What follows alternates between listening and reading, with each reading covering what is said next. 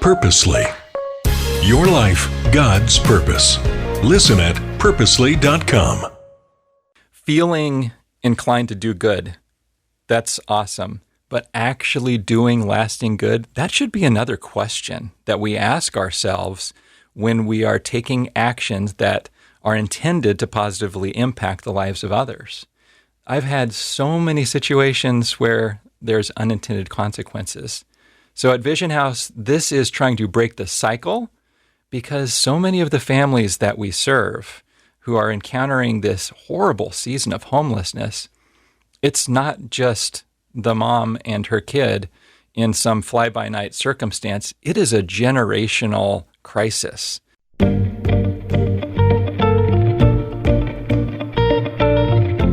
His name is Derek Sciba, and he is the executive director of Vision House. And before that, decades of experience in nonprofit leadership at World Vision, formerly also World Concern and Christa Ministries, which is how we first met. And then earlier in your career, I can't wait to talk about this, a television news reporter producing stories of seeking justice for families who had encountered trauma.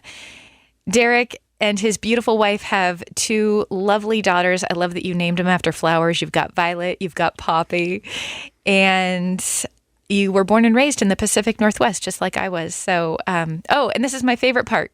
You strongly believe it's time to bring the Sonics back to Seattle. Have faith. This will happen. We will get the Sonics back. My husband is cheering, listening to you. That was our first date in high school, as he took me to a Sonics game. Slam dunk. All right. Actually, yeah. I pretended to like basketball because I liked him. It all worked out. It did. And it'll work out for the Sonics, too, eventually. I do have faith. Derek, welcome. I'm so glad to have you here. The Passion Meets Purpose podcast shares stories that you are perfect for. It's where God wires each of us uniquely. He puts certain gifts and talents and passions inside of our hearts. And I am curious, when in childhood did you realize that it mattered so much to you to fight for justice and to see those who often are overlooked or unseen? One of the most notable moments was when I was a kid. And there were a couple of occasions where my parents invited single women with kids to live with us when they were between things. Encountered a traumatic situation within a church and suddenly didn't have a place to go. Had a new child and wasn't planned, didn't have a place to go. So I saw my parents model that for me, and that planted a seed that later developed into this passion for seeing every family receive a chance to have a stable life and to have a happy home. When would you say, and was that something your parents talked with you about, or did they just show up? It's funny. I think the greatest lessons that we can have are lessons of example. I think about a former pastor of mine, Eugene Cho, and he preaches a good sermon, but his life, that is the sermon. That's the sermon, the sacrifice that he has made for others. But I think that's what my kids are, I pray, picking up from seeing the work that I've had the opportunity to do as well. And Lord, please show yourself, not just me, because I know that I am a mere mortal and not a perfect dad, but man, those examples are so critical. Was the foundation for your parents making those choices to invite women and children into your home, was that a faith-based decision? Absolutely. My folks met at a Christian university in Texas, and so faith and Christian faith has always been a part of their lives. But I think it is in those moments of the embodiment of the gospel that can give us the fuel for all of those other moments where we get frustrated. I think about the encounter that Jesus had on earth and how that ended, and all of the struggles that he went through with religion and piety and all of the structures and systems. Jesus modeled this different way.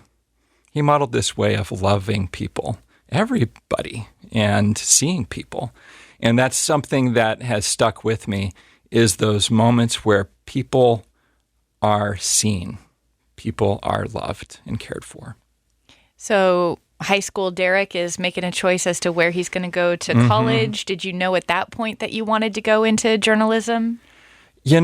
I did not imagine that being a journalist, being a TV journalist, was something that you could really do and get paid for, and that was a viable option. So I was planning to go into business school and was in there, and eventually changed my mind when I had a job at a local TV station in a small market and had a chance to do just about everything, because they would put an 18, 19-year-old on the air. So that's the best internship you can imagine. What small market was this? This is Abilene, Texas, the Abilene Christian University. I was going to school there. And so I was the awkward teenage reporter out there putting on a terrible story and just learning as I went. Can I YouTube this or no? Mercifully, no. No, you can YouTube a couple of clips of me on the air, but thankfully it was later in my career. So, yeah, I had a chance to work all over the Western U.S., though, in different markets. Okay, and so you realized it is a viable career and that's right. What you were going to pursue. So walk me through the next stages. There is a practical nature of a career change that I had when I was a journalist. I had really been attracted to those stories of justice-related topics, of times when someone had been wronged by another, especially people that are more vulnerable in society, someone without a lot of money, a single parent who's trying to make the best financial choice for their kids, and yet somebody sees an opportunity to take their money. One of the most frustrating stories that I covered was around someone who was masquerading as a pastor and used faith as a reason to gain people's trust and got them into all sorts of fraudulent real estate schemes. So that is something that I feel really passionate about, is the embodiment of faith in the way that is genuine to the heart of Jesus. And so often, words and actions are separate. They are different. And that's what can be so frustrating of people looking in at Christianity and saying, what the heck? What the heck? And so I wanted to go into something that was meaningful from journalism, and I saw, okay, getting into justice-related things. It makes me curious because I know some people that have a similar feeling. They get really frustrated when they see words and actions don't line up. But instead of leaning in and figuring out how to be part of the change and seek justice, it turns into a cynicism of just like, I want nothing to do with that. It turns a blind eye and just a frustration. It shuts it down. I'm curious, what is it about you that causes you to lean in as opposed to getting hardened? I am encouraged by the gospel. And my wife and I have a particular love of the book of Matthew.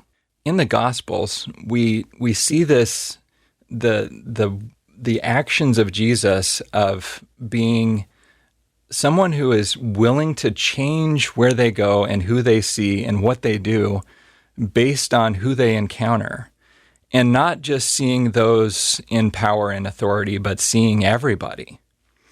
And it's by reading for myself and seeing the nature of Christ that I am encouraged to say, okay, Christians, or those who say they are Christians, and we're all fallible, we are all in need of God's grace, but they can say and do all sorts of things. But what is Jesus all about? What is this source of life and encouragement that has changed the world? This power that we are invited to accept in being filled with the Spirit and loving others in this way. So it's going back and seeing the source of it all. So as you see, what a beautiful answer. As you see more of these stories as a journalist, you did this for over 10 years. When did you decide that you wanted to make a transition into actual humanitarian work? I had been a donor to World Concern previously, and awesome humanitarian organization. Saw an opportunity there to go into communications. My wife works in the financial realm. I was working on the 11 o'clock news and covering that big accident that you've heard about or that weather incident, and I'm the guy telling you, don't drive out here as I'm out there. And so it's just a reality check, planning to have kids. So that was the moment of transition. But, like with journalism, seeing, oh, wow, this is incredible. This is a lot more than I had anticipated. And being able to go around the world and see people that are encountering situations that we really have difficulty relating to in the U.S., situations of danger for children, hunger, going days without food, not being certain of some of the things that we take for granted. That really gave me a fire in my soul to continue in this work long term. I'm curious how you watch the news different than how I see the news, because I get really overwhelmed by I'm very affected by what I see. And it's really, really hard for me to see something on a screen that involves anything that you just talked about. Having been in those actual places, reporting on those actual stories, how do you see the news today? The world is very connected. And I believe that we can have a mindset of it's my way or the highway. It's us versus them. And I believe that we have this rare gift, if you're listening to this in a place with resources and that sort of thing, we have this rare gift of choice, of impact, of being able to invest in the lives of others when other people don't. So what does that mean for us when some in the world have very little and some have very much? I believe there's an obligation to do something. And it's the idea of seeing starfish on the seashore and saying, what? All these starfish are going to die. Throw one in, throw 10 in, do as much as you can, call others to this. So it is not giving up and turning a blind eye. It is encouraging to your soul to take some step. And I could talk more about why that's not good enough, I would argue, of not just taking any step, but a strategic step. A strategic step is the next thing to learn, I believe. But yeah, I believe that taking some action when we see the pain and suffering around us, it helps remind ourselves of our humanity, and it helps others. So when you made the transition to World Concern to work in communications, how did that change things for you, that change in career? Change of career, it meant that I was able to see the world and to be able to go to Southeast Asia and Haiti and various countries in Eastern Africa. It definitely brought in my worldviews, seeing the interconnectedness of instability elsewhere and the impact here. We see this right now in America. Migration, all sorts of things. What's going on in those countries? The world is a very connected place, but none of us get to choose where we are born. And I think that's just something that we have to remind ourselves of, but we get to choose how we act, how we live our lives, what we do with our resources. I know that your work with World Concern led to work with Christa Ministries as a whole, and then similar work at World Vision. Yes, and World Vision, awesome Christian organization in about 100 countries worldwide. I was responsible for marketing at Christian schools across the U.S. But this is a source of, generationally, of great need for the age of our kids. We both have kids in elementary school and in high school. And to be able to see my place in the world as a place of meaning and purpose, the impact stretching beyond whatever TikTok video or whatever right. I might see. There's a need there. So I believe that the global impact that we could make by supporting organizations, that's great, but also making a heart impact with our own lives. And being able to serve others, it fills our own souls, reminds us of our own humanity, and it allows us to embody what Jesus has invited us to do with our lives. I had to face that head on last year when my junior in high school came to me and said, "What would you think about me going to Kenya?" Oh, wow. And what did you think? Well, Jesus and I talked about it, and I said what I had to say, and Jesus said what he had to say. And so that girl got on a plane over spring break with 30 other high school kids, and I've traveled out of the country once. I went on a mission trip when I was a similar age to Honduras. So I remember thinking my mom said yes to me going on that trip, and now I'm the mom and I say yes to her going on this trip. And, on paper, I know that it's the goal of raising an adult, right? The goal is that they would want to go. The goal is that they would want to see and make a difference. But then the part where I have to do the trusting of 20 hours of travel and not being able to be to her in a split second if she was in need, all of that, I had to wrestle through it. But yeah, so she went, they were there for about 10 days. It's so interesting when you look on the Find My Friends app and your kid is in Kenya. This can't be right. And, but then all of a sudden it became personal to me.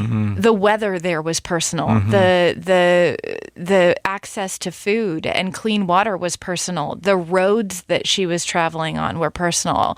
The people she was encountering, the names, the faces. She came home with a little girl that she wanted to sponsor named Precious, and now Precious's picture is on our fridge. But it's like Olivia has touched her hands. Olivia saw her cry when Olivia said, "We're going to sponsor you." The personal nature became completely tangible because she went there. It's beautiful when people can connect with people, when the thousands of miles separating us can dissolve because we know someone. And we recognize that they are also created and loved by God. They have hopes and dreams for the future. Their parents have hopes and dreams for them. And also capabilities and potential. That's something that's often missing when we think about doing good in the world, is we come in as the hero, we're going to fix everything. Boy, some of the greatest blessings of my life are the lessons that I have learned from seeing the diligence, the persistence, the bravery, the creativity for those that we initially think that we're going to help and we're going to save. We get saved in this process. We get changed in this process. I love that, here we are talking about the difference that can happen globally, like seeing a different country, seeing the difference between latitude and longitude where somebody else was born. This can also happen right in our own backyard, which is the work that you're doing now with Vision House. I love the mission statement of Vision House, helping families in crisis break the cycle of homelessness. Tell me more about that. I was mentioning a moment ago, we chatted about this for just a brief second, the strategy behind this.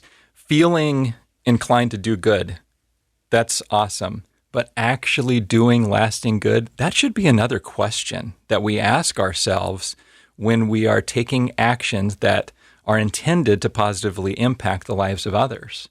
I've had so many situations where there's unintended consequences. So at Vision House, this is trying to break the cycle because so many of the families that we serve who are encountering this horrible season of homelessness, it's not just the mom and her kid in some fly-by-night circumstance. It is a generational crisis. We have served families that have had a mom with a kid living in a car who the mom grew up living in a car. It's mind-boggling if you haven't encountered that. But for so many families, that has been the reality. And then for other And then in other circumstances, it's a family that's encountering this for the first time because a new report was just released about a month ago that says there's record numbers of homeless families in King County. That's right. So on average, in the state of Washington and in King County and in Pierce County and in Snohomish County, all the counties close to Seattle, up 10% in family homelessness. So this is not going away, and it's not for a lack of doing things. There's just so much inequality, the unaffordability crisis for families. If you're listening in this area, or really almost any place in America, you are getting stressed because of rent, because of the increasing price of everything. But for a family who's making minimum wage or close to it, this is the difference between eating or paying the electric bill or these really critical decisions. And that's with 2 full-time working parents. That's right. And so in the Seattle area, you could have 2 full-time jobs, that's minimum wage, and still be strained financially to get a 2-bedroom apartment. There's no place in America where you could comfortably afford an apartment like that on minimum wage. So families could be working themselves to death, not seeing their kids because they have to work 2 jobs and still be strained. And so with families that come to Vision House looking for some assistance, we will help them navigate all of the complexities of the potential resources that they could have, all of the trauma that they have encountered, and help them unpack those things and work with them to put a plan together for stability. Tell me a little bit about the history of Vision House. I know I heard about it, was it decades ago when I was in church, and the church that I'm a part of, we helped with the windows because it was all built debt-free. And I love the model of how you went to churches for partnerships and stuff. And it was so fun to look at the windows and be like, we did that. It's an incredible community story because folks hear this idea that a family is in their neighborhood, down the street, sleeping in their car, and they want to stop that from happening. And so people have come together over the years and have built Vision House facilities debt-free. We have very generous contractors, builder partners, churches, individuals who come together and help us build facilities. We have south of Seattle and Shoreline in Renton, and north of Seattle and Shoreline, and we also have a facility in Burien. And with this work, it allows us to focus our funding on the people who build those relationships with families instead of just paying massive bills for a mortgage. So I love how Vision House has been built. You've been there for a decade now.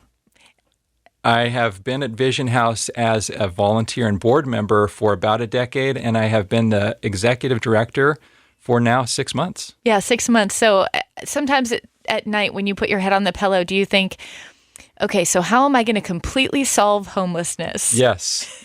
That if you are enjoying how restful night's sleep you're getting, just think about how to solve homelessness. And I don't mean to laugh. Yeah. Other than, there's no possible way, right? And so how do you, it's an honest question, how do you not get overwhelmed with the vastness of it? You could be working to solve homelessness in a variety of ways, but to really understand the complexities that a family faces, you have to get to know them. It's about relationships. Nobody wants to be a project. Everybody's story is unique. Everybody's obstacles and potential is unique. So what might they be interested in? What are they great at?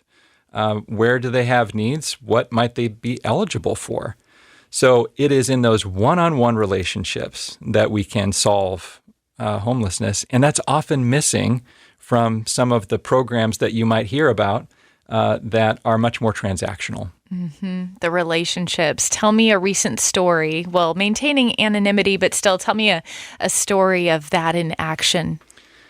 So we have had so many families go through Vision House that have encountered a lot of abuse, trauma.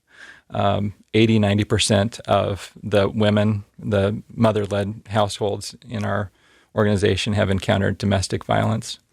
There's one family I'm thinking of who was living on the street, actually living outside. Oftentimes families are living in their cars, but living outside.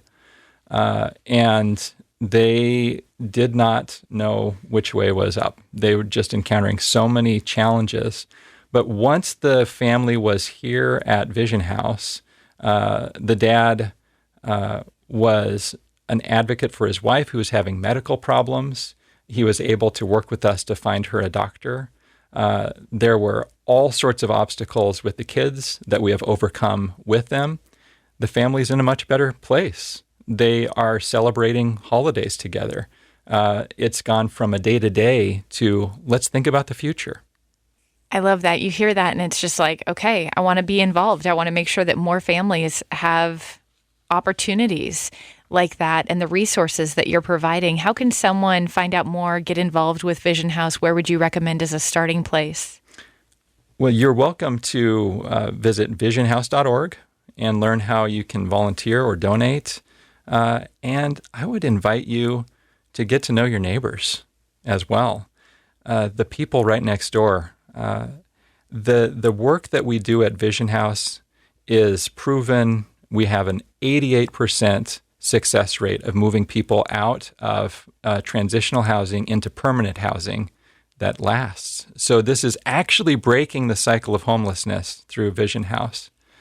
But a place where you could begin is in that relational poverty that might be right next door, the family that you don't know. Let's bring them some cookies. Let's get to know them. And let's try to figure out some solutions to the people in our community, in our midst, into our knowledge that might need encouragement, that might need help, if it's at our church or in our neighborhood. It's both the organizations but individuals coming together. So often homelessness happens just because a family does not have a close relationship in their life. They don't have a family member who could support them. They don't have a close friend who can support them. And that's the difference. All things being equal is having one good relationship. You could be that person. This is for any of us. This is an action that we could take. I'd love for you to be a supporter of Vision House. But I believe God's call for each one of us is to love God and love our neighbors as ourselves. Mm-hmm. I think that we could get so caught up in a lot of the nuances of faith that I have to think about those instances in Scripture where it is just plainly clear. When someone was trying to get under Jesus' skin and trick him, he said, no, this, love God and love our neighbors as ourselves. And don't forget, yourself is in there. It's not just for living a life of, only for others. You got to care for your own health and mental health. But this is this, like, what's the meaning of life? What is the purpose that can give me joy? It is looking outward. And there's seasons where we have to look inward and we have to work through stuff. But those moments, those are the joyful moments. Those are the meaningful moments and purposeful moments.